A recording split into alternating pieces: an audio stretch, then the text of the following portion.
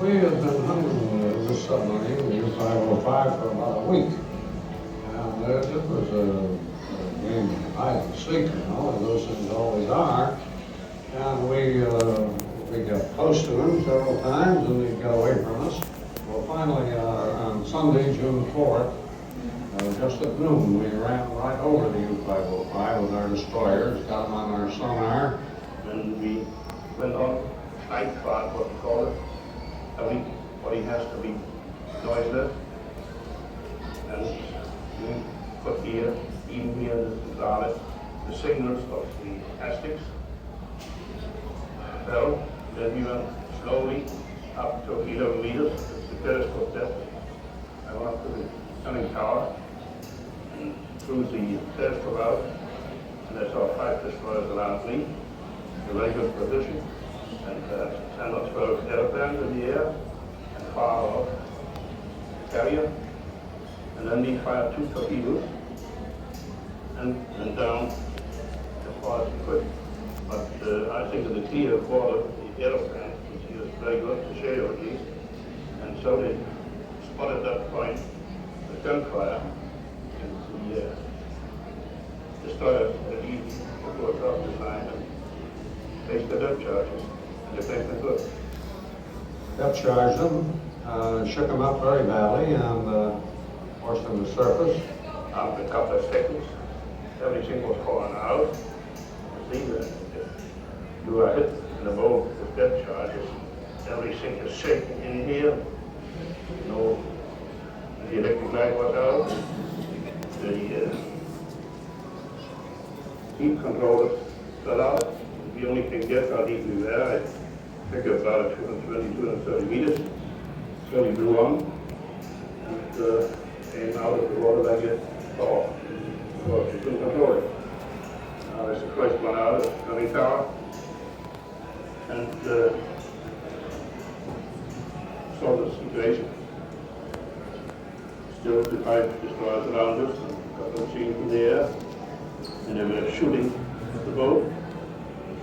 And I gave the order, everybody out of the boat, sink the boat, and this order was repeated by the chief engineer. Captain Langer gave the order to abandon ship and scuttle. And as his boys were going overboard, ours got aboard, and we were very lucky indeed. We got aboard just in time to close the scuttling valves and keep her afloat. I think they didn't open the valves enough, not fast enough, and as I understood, the forward tank didn't float correctly. And I took her in tow and brought her to review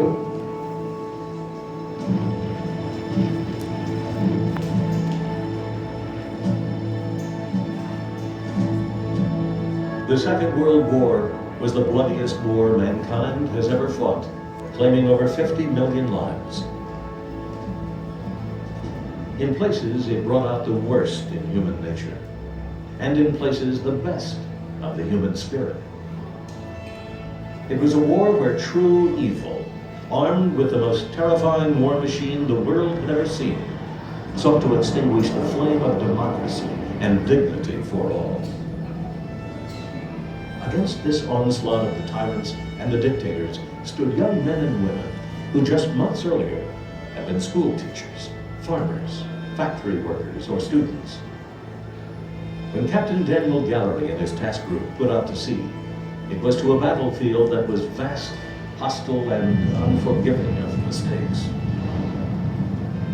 They were facing the deadliest submarine force in history, which in 1943 had brought Britain to within weeks of being starved out of the war. The men who captured the U-505 were citizens who had become sailors, and sailors who made history.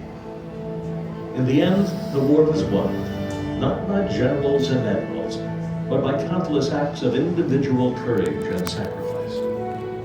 We may never know all the names and all the moments of bravery and heroism that history failed to record, but we will never forget the freedom they won for us.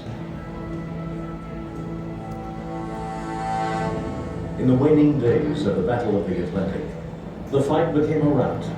with most of the feared U-boats joining the 4,500 ships they had sunk in their unmarked, watering graves. The German High Command never knew that its U-boat had been captured, something that would have immediately made them change their codes and tactics. The U-505's crew would spend the remainder of the war as secret prisoners in an American prisoner of war camp. Not even the Red Cross knew they were there. In Germany, believing the boat to have been destroyed, the Kriegsmarine notified their families that they had been lost at sea, killed in action with Allied forces. It was only late in 1945, when the war was over, that they had what must have been the happiest surprise of their lives. The Americans notified them that the crew had been saved, and the sons, husbands, and fathers they thought were lost returned from their final cruise. From the rubble of its cities, Europe rebuilt democracies where dictators had once ruled. And 20 years after the war, Captain Gallery, now Admiral Gallery, and the skipper of the U-505, retired Captain Harold Lange, met once again, this time, as allies. It was a tribute to the power of reconciliation and to the hope that never again would our two nations send their young men to face each other in ships of war.